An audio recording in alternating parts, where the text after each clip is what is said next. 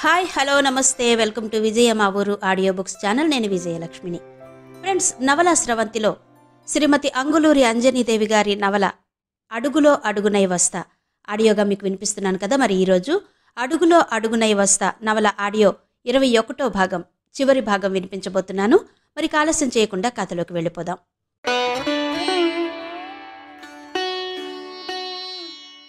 ఎవరికోసమే ఎదురు చూస్తున్నట్టు గేటు వైపు రోడ్డు వైపు చూస్తూ ఉంది అనురూప. నా రూప తల్లి వట్టి పిచ్చి తల్లి, పైకలా అంటుందే కానీ ఎలా ఎదురు చూస్తుందో చూడు, ఇప్పటి నుండే కౌశల్ కోసం అంది శోభనమ్మ. అనురూప నవ్వి, నువ్వు నన్ను రూపతల్లి పిచ్చి తల్లి అని భలే పిలుస్తావమ్మమ్మా. నేనెదురు చూసేది మాధుర్య కోసం. ఇవాళ నేను మాధుర్య కలిసి కూర్చుని చేసే పనులు చాలా ఉన్నాయి. విమల్ ఇంకా బ్యాంకుకు వెళ్ళినట్టు లేదు, లేదంటే ఈ పాటికి వచ్చేది. నీకో విషయం చెప్పనా అమ్మమ్మ? మాధుర్య నా పక్కన ఉంటే నాకు చాలా రిలీఫ్గా ఉంటుంది. ఒక్కోసారి నా వర్క్ మొత్తం తనే హ్యాండిల్ చేస్తుంది. మధు చాలా చురుకైన తెలివైన అమ్మాయి అంది. తిరుమలరావు అలిగినట్టు మొహం పెట్టి ఎటో చూస్తున్నాడు. అలిగింది చాలే తాతయ్య, ఎంతసేపు అలుగుతావు అంది అనురూప. శోభన, మనం మన ఊరు వెళ్దాం అన్నాడు గుర్రుగా చూసి తిరుమలరావు. సరే తాతయ్య, నువ్వు చెప్పినట్టే నేను కౌశల్తో మాట్లాడతాను. మామూలు కాల్లో కాదు, వీడియో కాల్ చేసి మాట్లాడతాను. కానీ నువ్వు నేను చెప్పినట్టు చెయ్యాలి అంది అనురూప. ఆయన ఆనందంగా, ఏంటో చెప్పు తల్లి, చేస్తాను. నీ సంతోషం కన్నా నాకేది ఎక్కువ కాదు అన్నాడు. దర్పణను నువ్వు స్టేట్స్ పంపి ఎంఎస్ చేయించు తాతయ్య. దానికి అవసరమైన ప్రాసెస్ అంతా శైలేంద్ర చూస్తాడు అంది. అదిరిపడ్డాడు తిరుమలరావు. ఏం మాట్లాడుతున్నావు రూపా? దర్పణను నేను స్టేట్స్ పంపడమేంటి? అస్సలు పంపను. ఆ పిల్ల ఎలాంటిదో నీకు తెలీదా? వాడిని నాశనం చేసింది, నిన్ను బాధ పెట్టింది, నన్ను తిట్టింది అన్నాడు. ఇప్పుడు అలా లేదులే తాతయ్య. నేను చెప్పగానే కష్టపడి చదివి బీటెక్ కంప్లీట్ చేసింది. ప్రస్తుతం వాళ్ళ మావయ్య దగ్గరుంది. ఆయన దగ్గర తను పడే బాధలు చెప్పుకుంటూ రోజూ నాకు ఫోన్ చేస్తుంది. అక్కడ ఉండలేకపోతుందట, ఎటైనా పారిపోవాలనిపిస్తుందట. ఇక్కడ మన ఇండస్ట్రీలో ఏదైనా జాబ్ ఇస్తే మన దగ్గరికి వస్తానంటుంది అంది అనురూప. శోభనమ్మ ఉలిక్కిపడి, వద్దొద్దు, దర్పణ వద్దు, వాళ్ళమ్మ వద్దు, ఇక్కడికి వాళ్ళని అస్సలు రానియొద్దు అంది. రత్నరాశి ఇప్పుడు నువ్వు రమ్మన్నా వచ్చే స్థితిలో లేదులే అమ్మమ్మా అంది అనురూప. అదేంటి రూపా, ఎందుకు రాదు అంది శోభనమ్మ. ఎందుకంటే ప్రమోద్ రత్న కళ్ల ముందే దర్పణను ఇంట్లో నుంచి వెళ్ళిపోమని బ్యాగ్ బయట వేశాడట. ఆ కోపాన్ని ఇంటికెళ్ళి సిరిచందన మీద చూపించిందట రత్నరాశి. సిరిచందన రత్నరాశి నడుం విరగ్గొట్టి మంచంలో పడుకోబెట్టి సేవలు చేస్తుందట. రత్న వాళ్ల కూతురు దగ్గరకు కూడా రావట్లేదట, ఫోన్ కూడా చెయ్యట్లేదట. అయినా రత్న ఏం చెప్పినా నమ్మి వినే స్టేజిలో లేదు దర్పణ. దర్పణ చాలా మారిపోయింది అంది అనురూప. తిరుమలరావు సంబరంగా చూసి, ఎంత మంచి వార్త చెప్పావు రూపా. సిరికి ఫోన్ చేసి వాళ్ళ అత్త లేచినప్పుడల్లా పడుకోబెట్టమని చెబుతాను. ఒక్కసారి సిరి నెంబర్ పంపు నాకు అన్నాడు. అనురూప నవ్వి, అయితే ఇక నీకేం అభ్యంతరం లేదుగా తాతయ్య దర్పణను హయ్యర్ స్టడీస్కి పంపడానికి అంది. కానీ కౌశల్ దర్పణను యాక్సెప్ట్ చెయ్యడు రూపా. మనం చేసేదంతా వృధా ప్రయాస. వాడు వద్దనుకునే కదా వెళ్ళాడు. మళ్ళీ ఆ అమ్మాయి మొహం చూస్తాడా అన్నాడు తిరుమలరావు. చూడు తాతయ్య, కౌశల్ మీద నాకన్నా దర్పణకే ఎక్కువ ప్రేమ ఉంది. దర్పణ కౌశల్ని ఎటువంటి పరిస్థితిలోనూ వదులుకోదు. అందుకే వాళ్ళు ఒకరినొకరు యాక్సెప్ట్ చేసుకుంటారా లేదా అన్నది వాళ్లకే వదిలేద్దాం. నువ్వు దర్పణను స్టేట్స్ పంపు చాలు. ఆ తర్వాత నెమ్మదిగా కౌశల్ నెంబర్ దర్పణకివ్వు. వాళ్ళిద్దరూ కలుసుకున్నాక పక్కపక్కన కూర్చుని నాతో వీడియో కాల్ మాట్లాడతారు. అంతవరకు నన్ను కౌశల్తో మాట్లాడమని అడగొద్దు తాతయ్య అంది అనురూప. నీకోసం నేను ఎన్ని మెట్లైనా దిగుతాను రూపా అని ఆయన మనసులో అనుకుంటూ, సరే రూపా, నేను శైలేంద్రతో మాట్లాడి దర్పణను స్టేట్స్ పంపే ఏర్పాటు చేస్తాను. కానీ ఆ ప్రమోద్ను కూడా పిలిస్తే ఇక్కడే ఉంటాడు, ఒక్కడే ఎందుకక్కడ అన్నాడు. ఆయన ఇక్కడికొస్తే నువ్వుండమన్న దగ్గరుంటాడా తాతయ్య? నీ కుక్కల దగ్గరకు వెళ్ళి ఉంటాడు. నువ్వు కుక్కలకు పెట్టే తిండి చూస్తే ఓర్చుకుంటాడా? కుక్కలకు ఇంతెందుకు పెట్టాలి, ఉన్నదంతా వేస్ట్ చేస్తున్నారు అని పైకే అని నిన్ను బాధ పెడతాడు. ఆయన సంగతి నీకు తెలిసి కూడా నన్నెందుకు ఇబ్బంది పెడతావు అంది. తేజవర్ధన్ నవ్వు ఆపుకుంటూ ఫోన్లోకి చూస్తుంటే, నవ్వును కంట్రోల్ చేసుకోవడం ఎవరి దగ్గర నేర్చుకున్నారు వర్ధన్ గారు అంటూ తేజవర్ధన్కి టకటకా మెసేజ్ పెట్టింది. ఆమె మెసేజ్కి తేజవర్ధన్ వెంటనే రిప్లై ఇచ్చాడు. మా అనురూప దగ్గర నేర్చుకున్నాను రూపగారు, మీకేం అభ్యంతరం లేదు కదా అని. ఈసారి ఆమె కంట్రోల్ చేసుకుంది నవ్వుని. అది కాదమ్మా, ప్రమోద్ మారి ఇక్కడికి వస్తే బాగుండనిపిస్తుంది అన్నాడు తిరుమలరావు. మారినట్టు నటించమంటే నటిస్తాడు తాతయ్య. ఆయన మూడ్ ఎప్పుడు ఎలా ఉంటుందో ఆ ఫేస్లో మనం కనుక్కోలేం. బాగానే ఉన్నాడులే అనుకుంటాం. అలా అనుకుని ఇక్కడకు రానిస్తే మన వెనకాల ఏం చేసేది మనం తెలుసుకోలేం. ఆయన ఒళ్ళంతా అసూయనే. ఆ అసూయతో ఇక్కడ పనివాళ్లను ఎలా రెచ్చగొడతాడో నేను ఊహించగలను. అందుకే నేను ప్రమోద్ని వదిలేశాను. అతన్ని నేనిక ఫేస్ చెయ్యలేను అంది అనురూప. ప్రమోద్ గురించి సరే తల్లి, రమణమ్మ విషయం ఏం చేద్దాం? ఆమెను రత్న ఇక తన ఇంట్లో ఉంచుకుంటుందో లేదో అన్నాడు తిరుమలరావు. ఉంచుకోదు తాతయ్య. దర్పణ ప్రమోద్ దగ్గర ఉంది కాబట్టి శైలేంద్ర ఇప్పుడు వాళ్లకు కావలసినవన్నీ తెచ్చిస్తున్నాడు. అదే దర్పణ ఆ ఇంట్లో నుంచి వెళితే శైలేంద్ర ప్రమోద్కి ఏమీ ఇవ్వడు. వాళ్ళమ్మమ్మను మాత్రం తీసుకొచ్చి వదులుతాడు. ప్రమోద్ అసలే పిసినారి. వాళ్ళమ్మకు తిండి కూడా పెట్టడు. అందుకే ఆమెను ప్రమోద్ దగ్గరే ఉంచి ఆమె కోసం ఒక పని మనిషిని పెట్టాలనుకుంటున్నాను. ఆమెకు అవసరమైన అన్ని ఏర్పాట్లు నేనే చేస్తాను. ఒకవేళ రత్నకు నడుం బాగై వచ్చినా ఆ పెంట్ హౌస్ దగ్గరకే వచ్చి వాళ్ళమ్మను అన్నయ్యను చూసుకుని వెళుతుంది. నాదాకా రాదు. నా విషయంలో అవకాశం దొరికితే నా మనసుతో ఆడుకుని ఆనందించే బంధాలవి. అందుకే ఆ బంధాలను ఎంతలో ఉంచాలో అంతలోనే ఉంచాలి అంది అనురూప. అంతలో మాధుర్య కారు దిగి నవ్వుతూ అనురూప దగ్గరకొచ్చింది. మాధుర్య రాగానే తేజవర్ధన్ చిన్నగా నవ్వుకుంటూ లేచాడు. పదండి రూపా, నేను కూడా మీతో కలిసి మీ అడుగులో అడుగునే వస్తా, ఆఫీస్లోకొస్తాను అన్నాడు. మాధుర్య నవ్వి, అంకుల్, మీరు ఢిల్లీ వెళ్తున్నారట కదా, మీ ఫ్లైట్ టికెట్ కన్ఫర్మ్ అయిందని విమల్ మీకు చెప్పమన్నారు అంది. తేజవర్ధన్ ఓకే అంటూ అందరికీ బై చెప్పి తన కారు వైపు కదిలాడు. వెళుతున్న తేజవర్ధన్ వైపు కొండంత కృతజ్ఞతతో చూశారు తిరుమలరావు కుటుంబం. తేజవర్ధన్ వెళ్లగానే తిరుమలరావు బాగా ఆలోచించి శైలేంద్రకు ఫోన్ చేశాడు. దర్పణను చదివించే విషయంలో ఏదీ దాచకుండా చెప్పాడు.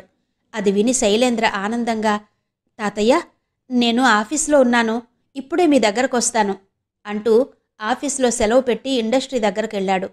శైలేంద్ర ఒక్క తిరుమలరావుతోనే కాకుండా అక్కడున్న అనురూపతో, ఆమె తల్లిదండ్రులతో, శోభనమ్మతో అభిమానంగా మాట్లాడాడు. కొద్దిసేపు వాళ్ల దగ్గర ప్రేమగా కూర్చున్నాడు. నువ్వు మీ అమ్మలా కాదు శైలేంద్ర, అందరూ బాగుండాలి అనుకుంటావు. కష్టపడి నీ చెల్లిని చదివించావు.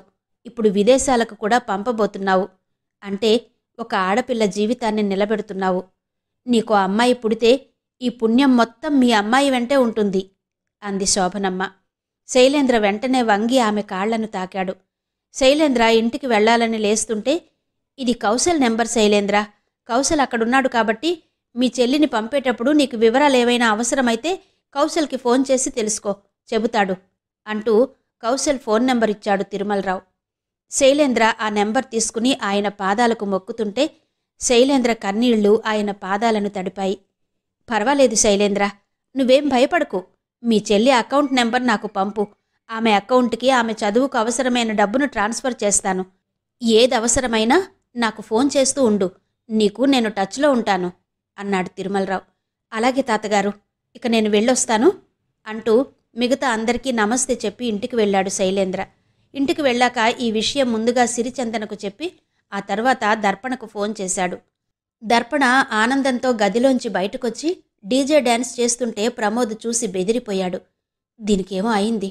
మా రత్నకు ఫోన్ చేసి ఇప్పుడే దీన్ని తీసుకెళ్లమని చెప్పాలి, లేకుంటే నాకు బీపీ పెరిగేలా ఉంది అనుకుంటూ రత్నరాశికి ఫోన్ చేశాడు. ఆమె ఫోన్ కలవలేదు. దర్పణ విషయం ఇంట్లో అందరికీ చెప్పాడు శైలేంద్ర. ఆఖర్లో రత్నరాశి దగ్గరకు వెళ్ళి, అమ్మా, దర్పణను విదేశాలకు పంపుతున్నాను, అదక్కడ చదువుకుంటుంది అన్నాడు శైలేంద్ర. కౌశల్ అక్కడ ఉన్నాడని చెప్పలేదు. రత్నరాశి మంచంలో పడుకునే గుడ్లు మిటకరించి చూసి, దాన్ని నువ్వు చదివించడమే ఎక్కువ, విదేశాలకెందుకురా? నీకేమైనా పిచ్చా? నేనేదో కౌశల్ వస్తే కౌశల్తో మాట్లాడి కౌశల్ని కూడా వాళ్ళ డాడీ దగ్గరే ఉంచాలనుకున్నాను. వాళ్లతో పాటే నేను కూడా ఉంటాను. నాకు ఇక్కడ ఉండాలని లేదు. నా కూతురు దగ్గర, అల్లుడి దగ్గర ఉండాలనుంది. దాన్ని విదేశాలకు పంపకు. ఒకసారి దానికి ఫోన్ చేసి ఇవ్వు, నేను మాట్లాడతాను. కౌశల్ వస్తాడని చెప్తే అది వెళ్లకుండా ఇక్కడే ఉంటుంది అంది రత్నరాశి. ఎందుకులేమ్మా, వెళ్ళని, నువ్వేం అడ్డు చెప్పకు. శుభమా అని చదువుకోవడానికి వెళ్తుంది అన్నాడు శైలేంద్ర. వద్దు, అది వెళ్ళడానికి వీల్లేదు. అది వెళితే నాకెవరున్నారా ఇక్కడ? నేను చచ్చినా ఒప్పుకోను. నా ప్రాణమైనా తీసుకుంటాను అని గట్టిగా అంటూ లేవబోయి లేవలేక మళ్ళీ పడుకుంది. ఏంటి రత్తత్త అంటూ వచ్చింది సిరిచందన. నీది కాదులే, నువ్వు పోవతలకి అంటూ గయ్యమంది. నాది కాందేముంది రత్తత్త ఈ ఇంట్లో?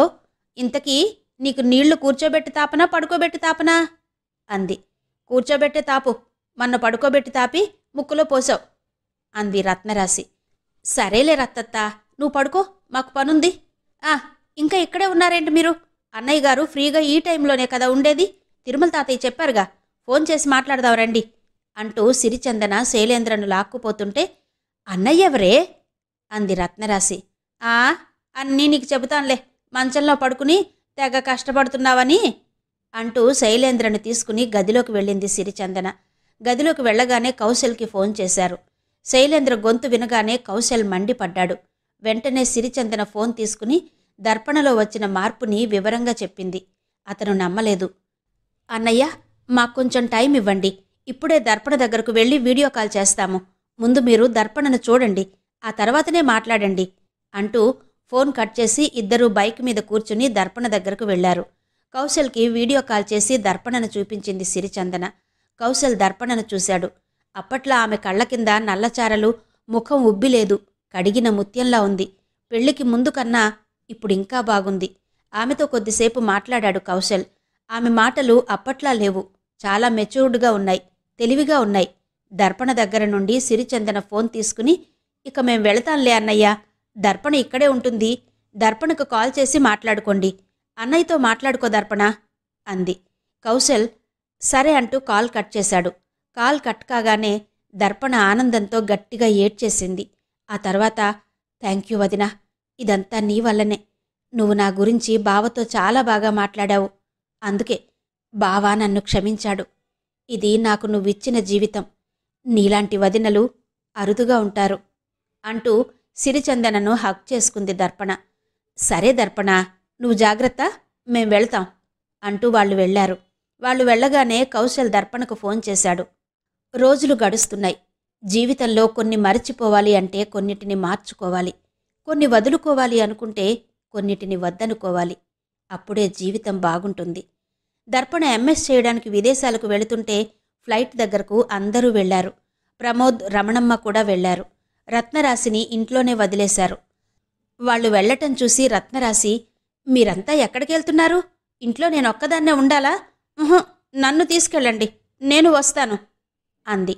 నువ్వెక్కడికి రత్తత్తా? ప్రతిదానికి వస్తానంటావు. మేము వెళ్లేది ఎక్కడికనుకున్నావు? ఎయిర్పోర్ట్కి అంది సిరిచందన. అక్కడికెందుకే? అంత గొప్పోళ్ళెవరున్నారు మనకు? నీ వైపున లేరు, నా వైపున లేరు. అయినా నన్ను తీసుకెళ్ళవే, వాళ్ళెవరో నేను చూస్తాను అంటూ మారం చేసింది. అందరం కూర్చోగా, డిక్కీ ఒకటే ఖాళీగా ఉంది, అందులో పడుకోబెడితే బతుకుతావా రత్తత్తా అంది సిరిచందన. నువ్వేం కోడలువే, ఇంకో కారు మాట్లాడుకుని నన్ను తీసుకుపోకుండా ఇంట్లో ఉండమంటావు? డిక్కీలో ఎలా పడుకోబెడతావు? ఇంకో కారు మాట్లాడు, ఒక్కదాన్నే ఇంట్లో ఉండను అంది సీరియస్గా. అబ్బో, ఇంట్లో ఉండదట. ఉండకపోతే లేచి అటూ ఇటూ తిరిగిరా, ఎవరు కాదన్నారు?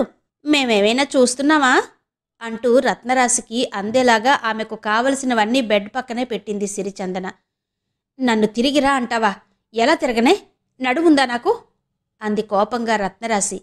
లేదనేగా ఈ సేవలు, ఇదిగో ఈ ఫోన్ తీసుకుని మాట్లాడుకుంటూ పడుకో అంటూ ఆమె చేతిలో ఫోన్ పెట్టింది సిరిచందన. అది చూడగానే రత్నరాశికి ప్రాణం లేచి వచ్చింది. ఎంతైనా నా కోడలు బంగారం, దర్పణతో మాట్లాడుకుంటూ పడుకుంటాలే, ఇక నువ్వు పో అంది రత్నరాశి ఫోన్ పట్టుకుని. దర్పణతో కాదు, రామస్వామి తాతయ్యతో మాట్లాడుకో, అందులో ఆయన నెంబరే ఉంది అంది. ఆయనతో ఎందుకే? ఆయనతో ఏముంది నేను మాట్లాడ్డానికి? ఒక్కరోజన్నా వచ్చి నన్ను చూశాడా? మేనకోడల్ని కదా, ఏం మేనమామో ఏమో అంది. ఆయన చాలా దిగులుతో ఉన్నాడట రత్తత్త, కనీసం ఆయన్ని ఫోన్లో అన్నా ఓదార్చవా?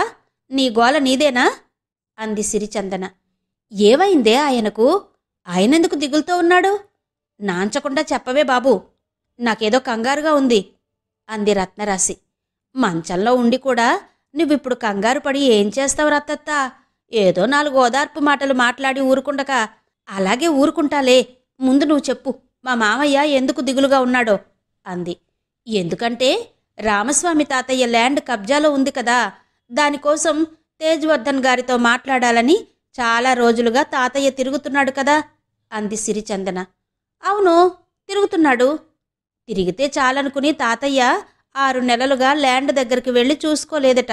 ఈ లోపల ఆ ల్యాండ్ను కబ్జా చేసిన వ్యక్తి దానికి సంబంధించిన అన్ని డాక్యుమెంట్స్ పుట్టించి దాన్ని హ్యాండ్ ఓవర్ చేసుకున్నాడట. అక్కడో రైస్ మిల్ కట్టాడట. అది చూసి తాతయ్య కుయ్యో మర్రో అంటున్నాడు. మేమందరం వెళ్ళి మాట్లాడాము. నువ్వు ఫోన్లో మాట్లాడు అంది. అవాక్కై చూసింది రత్నరాశి. ఏంటత్తా అలా అయ్యావు? ఏముందే, ఆ ల్యాండ్ ఎవరి డబ్బులతో కొనదనుకున్నావు అంది. నాకేం తెలుసత్తా, అప్పుడు నేను పుట్టానో లేదో. ఎక్కువ వడ్డీ ఇస్తానని మా మామయ్య మా అన్నయ్య కాశ చూపించి డబ్బులు తీసుకుని మోసం చేసుకున్న ల్యాండ్ అది. దానివల్లనే మా అన్నయ్య దగ్గర డబ్బులు లేక కౌశల్ని చిన్నప్పుడు అనాథ పిల్లలు చదివే స్కూల్లో చేర్చాడు. ఇప్పుడు ఆ ల్యాండ్ పోతే మా అన్నయ్య డబ్బులు కూడా పోయినట్టే. ఇది తెలిస్తే మా అన్నయ్య బతకడు చందనా అంది రత్నరాశి. ఏంటి, కౌశల్ అన్నయ్యను అనాథల స్కూల్లో చేర్చారా? చాలా గొప్పోళ్లతో మీరు. నాకీ విషయం తెలియనే తెలీదు. ఇంతకీ మీ అన్నయ్యకు ఈ విషయం చెప్పాలా వద్దా? చెప్పకే, బతకడు అంది రత్నరాశి. అవునా, అయితే చెప్పంలే. ఏదెప్పుడు తెలియాలో అప్పుడే తెలుస్తుంది. అయినా నువ్వు మీ అన్నయ్య మారితే బావుండత్తా. దేశానికేం కాకపోయినా మీరైనా బావుంటారు. అది సరేగాని దర్పణ తేనె కావాలని వాళ్ళ అన్నయ్యని అడిగిందట. ఇంతకు ముందే తెచ్చి ప్యాక్ చేశారు. బ్యాగ్లో పెట్టారో లేదో పెట్టమని చెప్పొస్తా అంది సిరిచందన. దానికిప్పుడు తేనెందుకే? తీసుకెళ్ళిచ్చేవి చాలవట్నా? కావాలంటే బెల్లం పాకం పట్టి సీసాలో పోసివ్వు. తేనె ఎంత రేటు అంది రత్నరాశి. నువ్వేం తల్లివత్తో, నిన్ను చూస్తుంటే నా తల చెడిపోయేలా ఉంది. కన్న కూతురు మొగుణ్ణి అనుమానించి కాపురం పోగొట్టుకుంటే ఏమీ అనలేదు. తేనె తింటానంటే వద్దంటావు. విదేశాలకు వెళ్ళి చదువుతానంటే వద్దంటావు.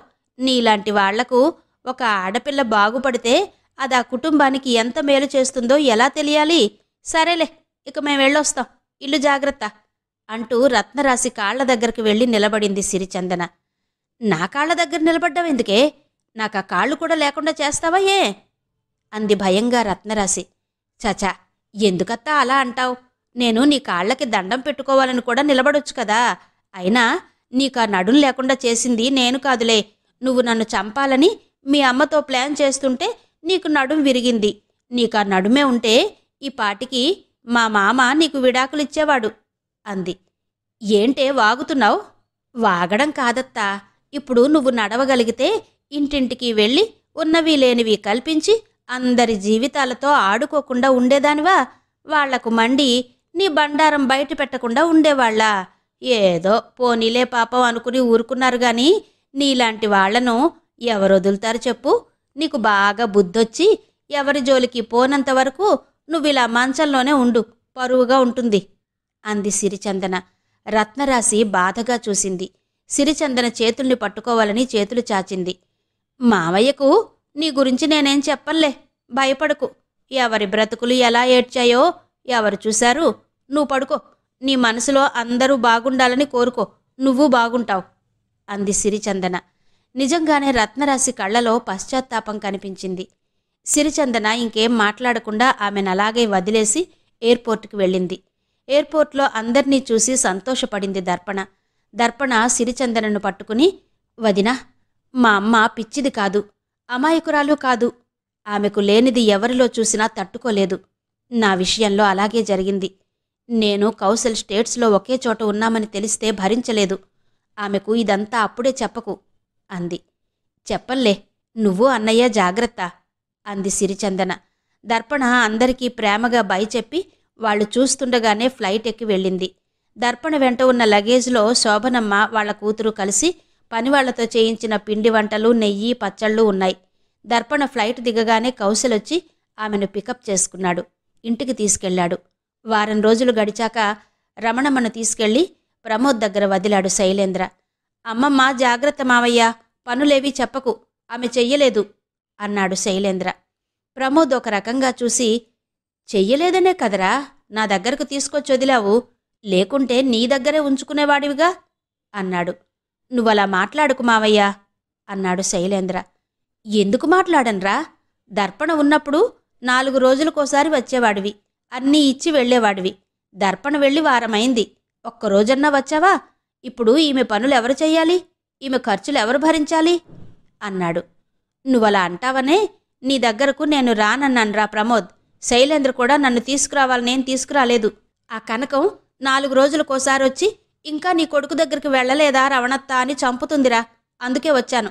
అయినా అక్కడ ఉన్నన్ని రోజులు ఉన్నాను. ఇప్పుడు కూడా నేను అక్కడే ఉంటే చూసేవాళ్ళేమనుకుంటారు? కొడుకువి, నువ్వున్నావుగా, పోనీ ఏదైనా అనాథాశ్రమంలో చేర్పించు, అక్కడే ఉంటాను అంది. ఏం మాట్లాడుతున్నావమ్మమ్మా? అనాథాశ్రమంలో ఉండడమేంటి? అత్త నీకోసం ఒక పని మనిషిని పంపుతాను అంది. నీ అవసరాలకు నీ అకౌంట్లో డబ్బులు వేస్తాను అంది. అందుకే నీ పేరుతో బ్యాంకులో పాస్బుక్ తీసుకున్నాంగా. ఇదిగో మామయ్య, అమ్మమ్మ బ్యాంక్ పాస్బుక్కు అన్నాడు. ఆ బుక్కుని గబుక్కున అందుకుని చల్లబడ్డాడు ప్రమోద్. శైలేంద్ర, ఇక నేను వెళ్తాను మామయ్య, అమ్మమ్మ అంటూ ఇంటికి వెళ్ళాడు. శైలేంద్ర ఇంటికి వెళ్ళగానే అనురూపకు ఫోన్ చేసి, అత్తా, మా అమ్మమ్మను మామయ్య దగ్గర వదిలాను అని చెప్పాడు. వదిలాక వాళ్ళ మామయ్య ఏమన్నాడో కూడా చెప్పాడు. అనురూప ఓకే అంటూ రమణమ్మ కోసం ఒక పని మనిషిని పంపింది. ఆ పని మనిషి వారం రోజులుండి ప్రమోద్ దగ్గడం చూసి నేనుండనంటూ వెళ్ళిపోయింది. ఇంకో పని మనిషిని పంపింది అనురూప. ఆమె కూడా అలాగే 10 రోజులు చేసి ఇక నేను రాను అని చెప్పి వెళ్ళింది. ఇప్పుడు పనులన్నీ ప్రమోద్నే చేసుకుంటున్నాడు. రమణమ్మ కాళ్ళు నొప్పులు అంటే కాళ్ళు కూడా పడుతున్నాడు. అనురూప రమణమ్మ అకౌంట్లో వేసే డబ్బులన్నీ ప్రమోదే తీసుకుంటున్నాడు. డబ్బులు బాగా కనిపిస్తుంటే, నీకేం కాదులే అమ్మా, నేనున్నాను, నువ్వు భయపడకు అని రోజుకు 4 సార్లు రమణమ్మతో చెబుతున్నాడు. ఈ జీవితం బాగుంది ప్రమోద్కి. రమణమ్మ ప్రమోద్ దగ్గరికి వెళ్ళాక రత్నరాశికి ఎక్కడ ఏం జరుగుతుందో తెలియట్లేదు. చందన, ఈ ఫోన్లో ఒక్క మామయ్య నంబరే ఉంది, మా అమ్మది కూడా వెయ్యి, మాట్లాడుకుంటాను, చాలా రోజులయింది మాట్లాడి అంది రత్నరాశి. సిరిచందన ఆమెతో మాట్లాడకుండా ఆమె బెడ్ దగ్గర క్లీన్ చేస్తూ ఉంది. ఎందుకో మా మామయ్య ఫోను కలవట్లేదు చందన, 1-2 సార్లు ఫోన్ చేస్తే కట్ చేస్తున్నారు కానీ మాట్లాడడం లేదు.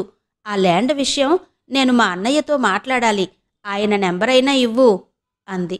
ఇప్పుడేం మాట్లాడతావు ల్యాండ్ విషయం? దాన్ని కబ్జా చేసిన వాళ్లే అక్కడ రైస్ మిల్లు కట్టేశారని చెప్పాను కదత్తా. తాతయ్య ఏమీ చెయ్యలేక దాన్ని వదిలేసుకున్నాడు. ఇక దాని గురించేముంది నువ్వు మాట్లాడ్డానికి అంది సిరిచందన. కాని మా అన్నయ్య వదులుకోడు కదా, నేను మా అన్నయ్యతో మాట్లాడి ఆ రైస్ మిల్ దగ్గరికి పంపిస్తాను, అన్నయ్య నెంబర్ ఇవ్వు అంది రత్నరాశి. సిరిచందన క్లీన్ చేయడం ఆపి చీపురు కట్ట పట్టుకుని రత్నరాశిని కొత్తగా చూస్తూ నిలబడింది. ఏంటలా చూస్తున్నావు అంది రత్నరాశి. నువ్వు మంచంలో ఉండే ఇలా మాట్లాడుతున్నావంటే ఇక తిరుగుతున్నప్పుడు ఎలా ఉండేదానివో అని చూస్తున్నారత్తత్త. నిన్ను కత్తి అనాలో, కంచనాలో, లేక కంత్రి అనాలో తెలియట్లేదు. ఇప్పుడు మీ అన్నయ్యను నువ్వు రైస్ మిల్ దగ్గరికి పంపి ఏం చేద్దామని అంది సిరిచందన. ఏదో ఒకటి చేస్తాను, ముందు నువ్వు నెంబరివ్వు అంది రత్నరాశి. నువ్వేదో ఒకటి చేస్తే చూస్తూ ఊరుకుండడానికి నేనేమైనా అంత పిచ్చిదాన్నా? నెంబర్ ఇస్తే నువ్విక్కడ పడుకునే అందర్నీ రెచ్చగొడతావు, ఎవ్వరినీ మనశ్శాంతిగా ఉంచవు. నీ సంగతి నాకు తెలియదనుకున్నావా? నెంబర్ లేదు, ఏం లేదు అంది సిరిచందన.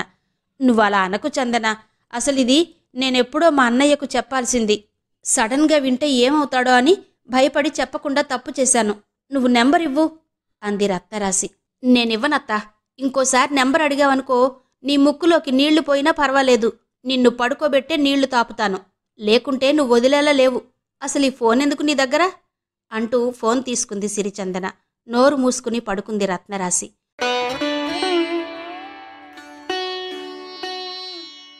దర్పణ స్టేట్స్ వెళ్ళాక అక్కడ కాలేజీలో జాయిన్ అయింది. ఆమె కాస్త ఫ్రీ అయ్యాక ప్రమోద్కి ఫోన్ చేసి, ఎలా ఉన్నావు మావయ్య అంది. ప్రమోద్ కోపంగా, ఎలా ఉంటాను? నువ్వెళ్ళి మీ అమ్మమ్మను నాకు తగిలించావుగా. ఆమె పనులు నా పనులు చేసుకోలేక చస్తున్నాను. లిఫ్ట్ ఆగిపోయినప్పుడు అన్ని మెట్లెక్కి దిగడం అంటే మాటలా? నీకు తెలీదా ఇక్కడ ప్రాబ్లం? ఎలా ఉన్నావు మావయ్య అని అడుగుతున్నావు? అదేం రోగమో, మీ అత్త పంపే పనివాళ్ళు ఒక్కరూ 4 రోజులు ఉండట్లేదు అన్నాడు ప్రమోద్. నేనొకటి చెప్తాను, వింటావా మామయ్య అంది దర్పణ. ఏముంది వినడానికి? మీ అమ్మను కూడా పంపిస్తావా నా దగ్గర ఉండడానికి అన్నాడు. మా అమ్మ గురించి ఇప్పుడు ఎందుకులే మామయ్య, నేను చెప్పేది అది కాదు. నువ్వు అమ్మమ్మ అత్త దగ్గరికి వెళ్ళి ఉండండి. మీ ఇద్దరే అక్కడెందుకు? అక్కడెవరున్నారు మీకు? మీ పనులే మీరు చేసుకోలేకపోతున్నారు అంది దర్పణ. పనుల గురించి పక్కన పెట్టు. ఇదంతా నాకు ఫోన్ చేసి చెప్పమని మీ అత్త చెప్పిందా? నా విలువ అప్పుడే తెలిసిందట్నా? ఇంకా దిగిరాని. అప్పటి వరకు నేను మా అమ్మ ఇక్కడే ఉంటాం అన్నాడు. దర్పణ మాట్లాడకుండా తల కొట్టుకుంటుంటే కౌశల్ చూసి నవ్వుకున్నాడు. చచ, మావయ్య ఎప్పుడు మారతాడో ఏమో. మా అమ్మ మారకపోయినా ఏం కాదు. మా వదిన ఏదో ఒకటి చేసి నెట్టుకొస్తుంది. మా మావయ్యను ఎలా మార్చాలి?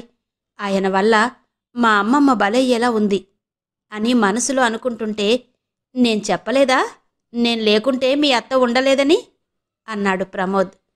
అలాగే అనుకుని నువ్వు ఆ పెంట్ హౌస్లో నుంచి ఇండస్ట్రీ దగ్గరికి వెళ్ళు మావయ్య. అమ్మమ్మను నువ్వొక్కడివే ఏం చూస్తావు?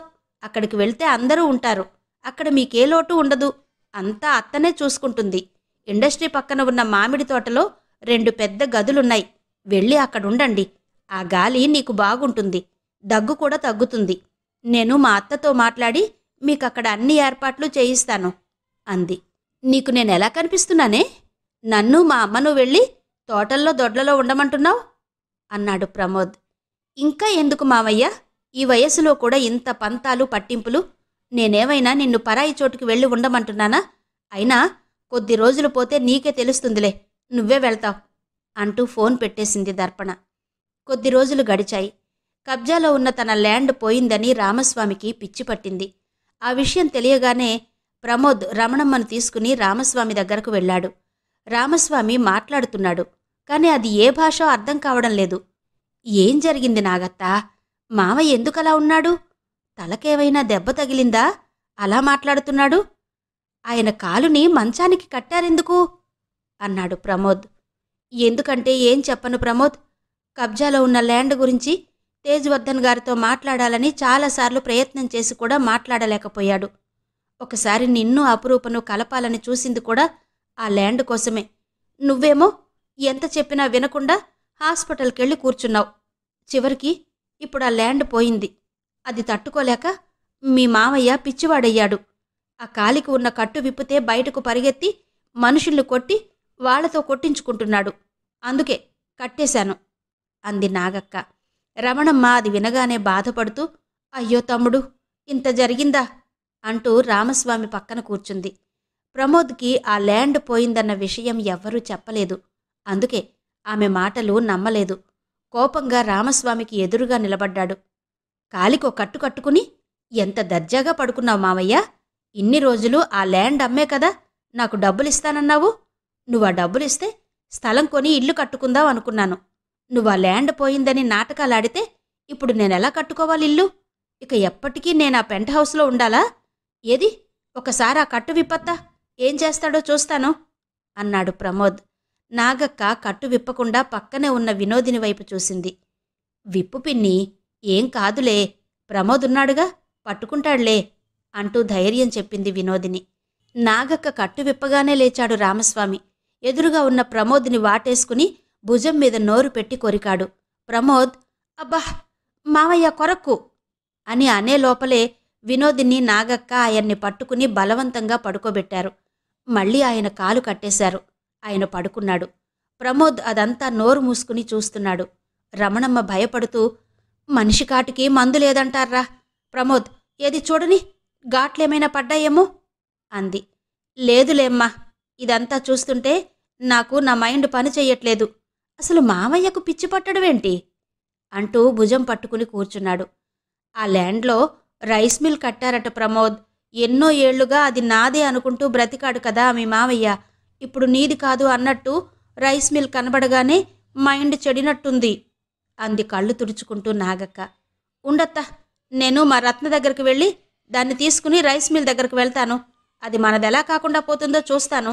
ఇంతకీ ఆ ల్యాండ్ ఎక్కడుందత్తా అన్నాడు ప్రమోద్.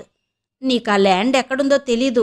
మీ మామయ్యేమో ఆ ల్యాండ్లో రైస్ మిల్ కట్టేదాకా అటువైపే వెళ్ళలేదు. మీలాంటి వాళ్లకు స్థలాలెందుకు, పొలాలెందుకు, వేరే వాళ్ళు కబ్జా చేయడానికా అంది వినోదిని.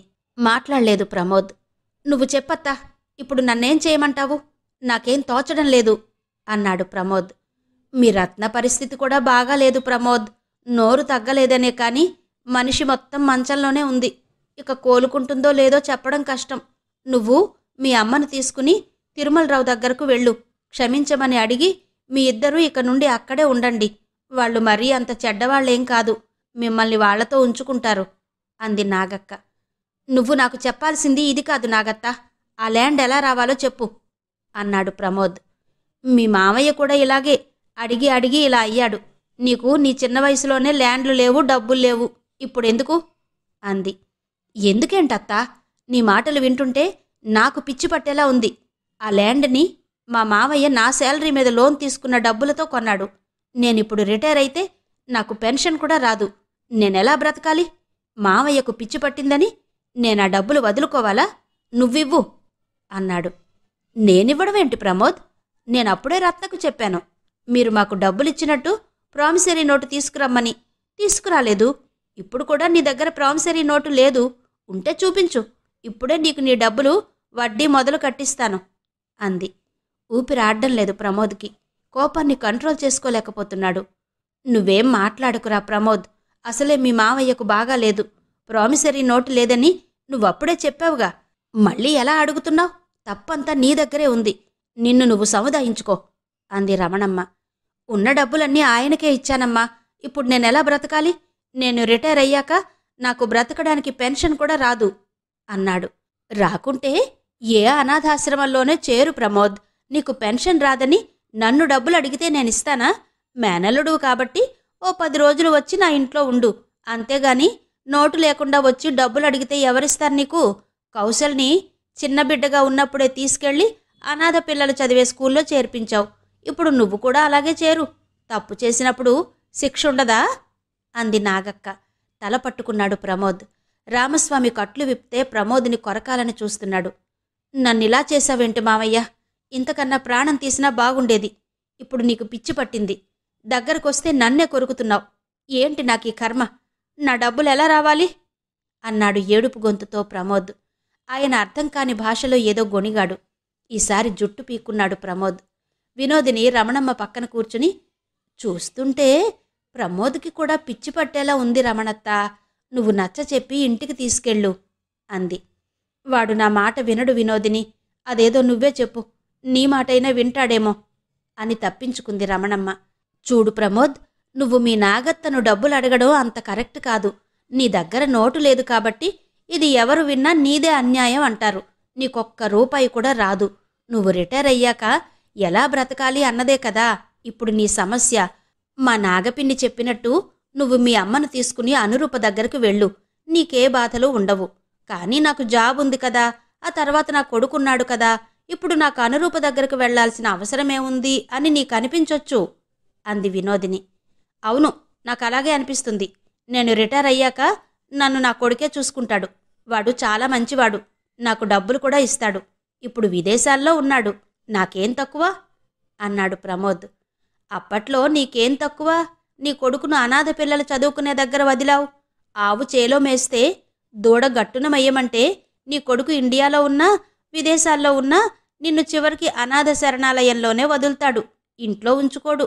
దర్పణ నీ దగ్గర ఉన్నప్పుడు కూడా నువ్వు ఆమెకో పని మనిషిని పెట్టి ఏ పని లేకుండా చదువుకో తల్లి అని చెప్పలేదు. తనో ఉద్దేశంతో కష్టపడి చదువుకుంది.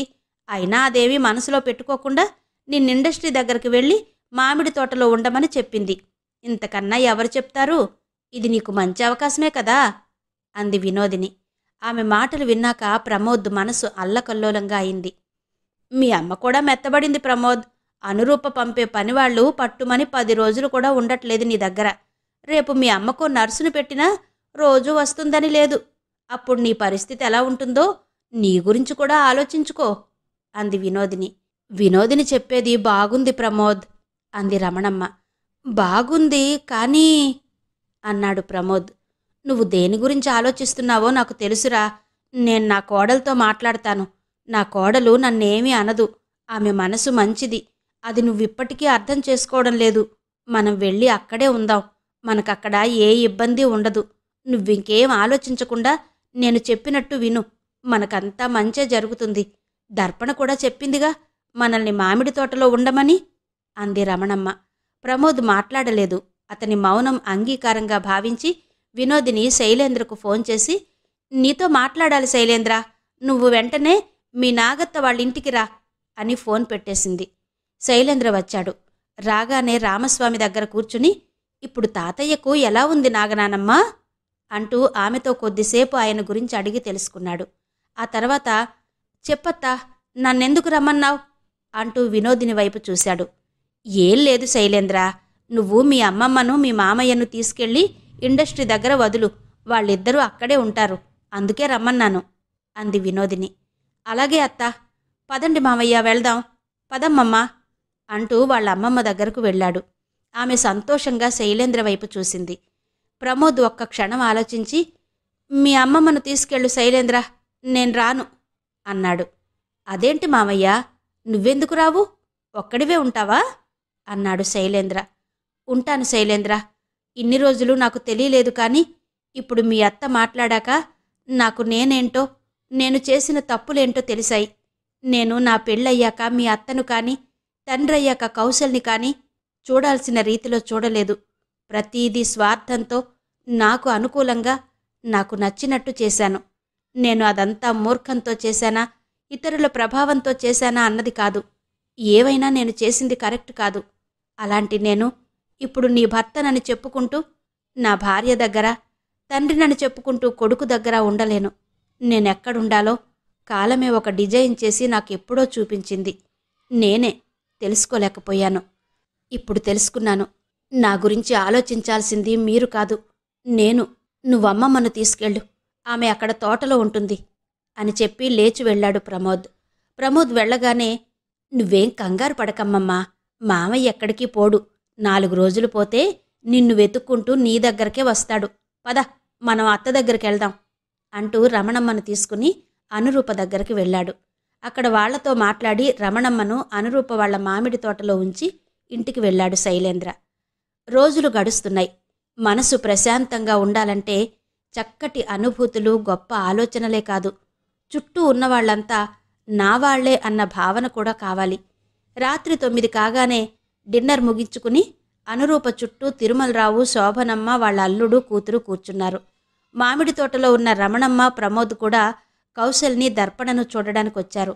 కౌశల్ దగ్గర నుండి ఫోన్ రాగానే అందరూ ఒకేసారి కనిపించాలని వాళ్ళు రోజూ అలాగే కూర్చుంటారు. ఎప్పట్లాగే కౌశల్ ఫోన్ చేశాడు. అనురూప ల్యాప్టాప్లో కౌశల్, దర్పణ వాళ్ల ముందుకొచ్చి కూర్చున్నట్టే కనిపిస్తున్నారు. దర్పణ, కౌశల్ పక్కపక్కనే కూర్చుని అందరికీ హాయ్ చెప్పారు. ఆ తర్వాత వాళ్ళు అనురూపతో మాట్లాడుతుంటే ఆమె మనసు ఉప్పొంగే తరంగిణిలా కదులుతూ, ఆ ఆనందం ఆమె మనసంతా పాకి ముఖంలోకి చేరింది. ఆమె ముఖాన్ని అలాగే చూస్తూ కూర్చున్నారు తిరుమలరావు, శోభనమ్మ, వాళ్ల కూతురు, అల్లుడు. అనురూప కొడుకుతో, కోడలితో మాట్లాడుతూ ఆమె లోకంలో ఆమె ఉంది. ఆ మాటల ప్రవాహంలో ఆ తల్లి మనసు తడిసి పులకించిపోతోంది.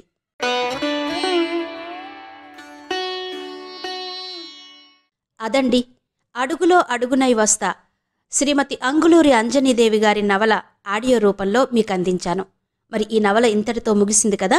మరో చక్కటి నవలతో మళ్ళీ మీ ముందుకొస్తాను. అంతవరకు సెలవు. నమస్తే. మీ విజయలక్ష్మి.